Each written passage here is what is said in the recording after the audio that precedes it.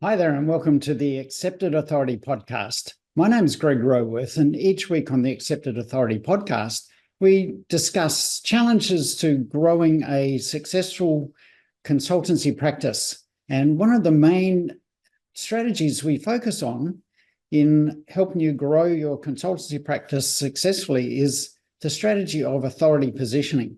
Because in my experience, authority positioning has been the one strategy that has elevated my success to the level of being able to start, grow, and sell 3 consultancy practices, because the strategy of authority positioning has given us real traction in the market and an ability to attract premium level clients consistently and predictably with the systemization that I've been able to create around that. Now, in today's episode, I want to focus on what I think is the most important question that you need to ask before you even start your marketing, before you even start presenting what you do for your target market. If you can answer this question clearly and concisely, you'll have much greater traction in the way that you connect with clients, with the way that they understand your message, and that will drive more demand for your services. Now, what is the question that we're talking about? Drum roll, here we are. The question is, what problem are you the best solution for? I'll say that again. What is the problem that you are the solution for? Now, think about that. When you think about what problem is that your clients have, what the biggest problem that they face that you know how to solve for them, that your firm has the right solution and the best solution for solving the biggest problem that your clients have, there will be a way of connecting with that market that has that problem. Now, if you've been following me at all, you will have known that I talk about the typical consulting firm website that I see, which is all about, here's who we are, here's what we do. And that website message has no connection, no relevance for your target market when they're stuck in the problem stage. Because they, at the problem stage, are not thinking about any types of services that might solve those problems. They don't even really understand the value of services as such.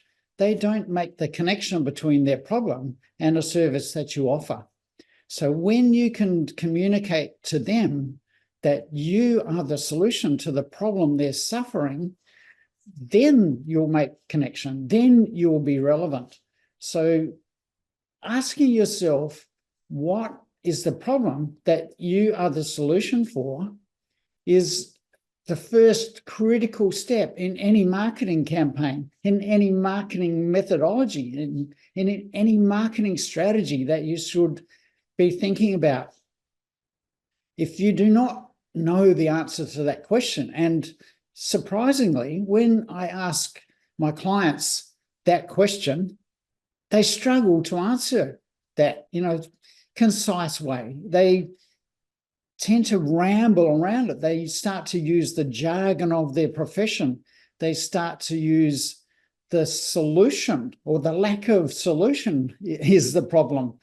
For example, I've seen this often with software and CRM programs as the service that people are providing. And so the problem that they think they solve is the lack of a CRM program. But that is not the problem. The problem in that situation is a lack of visibility over client interactions, a lack of visibility over client pipelines or potential project pipelines or new client pipelines, a lack of visibility about the types of services that clients are generally demanding or wanting from them. So the problem is not the lack of the CRM. The problem goes way back to what it is the CRM really solves. And it doesn't matter whether what you have to offer is a CRM program or something entirely different, which it probably is. I use that example to help you think through that problem. So if you're providing business planning, the problem for your clients is not that they don't have a plan. The problem is that they can't see where they're going. They can't see the wood from the trees and how they run their business. They are stuck in the day-to-day doing of the business instead of having a clear vision of the future and how to get there. So when you describe the problem that you are the solution for, you may need to be drilling down a number of levels. So think about what is the benefit of the solution that you provide? What are the underlying reasons that it exists? Why did it happen to be developed in the first place?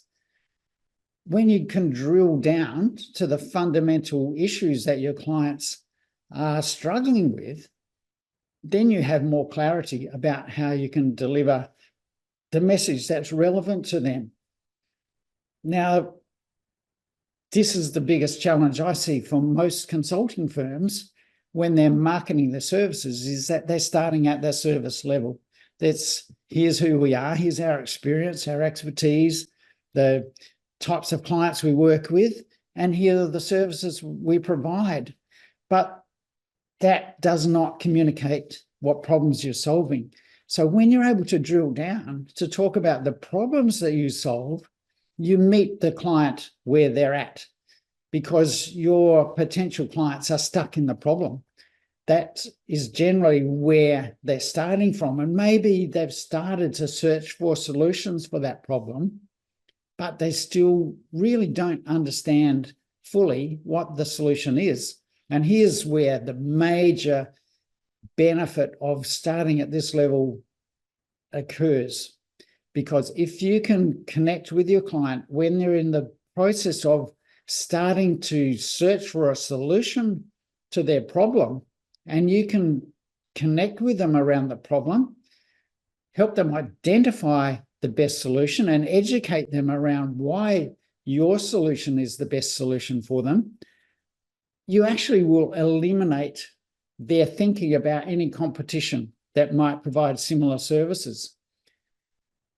So to take it another level, it's about being able to describe your solution in terms that match the client's thinking and to educate them around the benefits of that solution, why your solution exists, why you discovered your approach to that solution, and here's where you can differentiate your firm from your competitors in approaching the solution in a different way for different reasons than the way your competitors operate.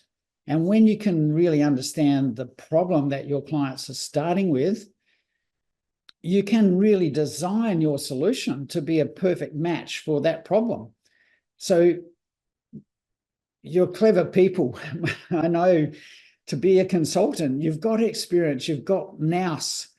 You can understand how to shape and form the way you do business, the way you deliver your services to a way that really fits and meets your client's biggest need. You don't have to be stuck in industry standards or professional processes, professional standards.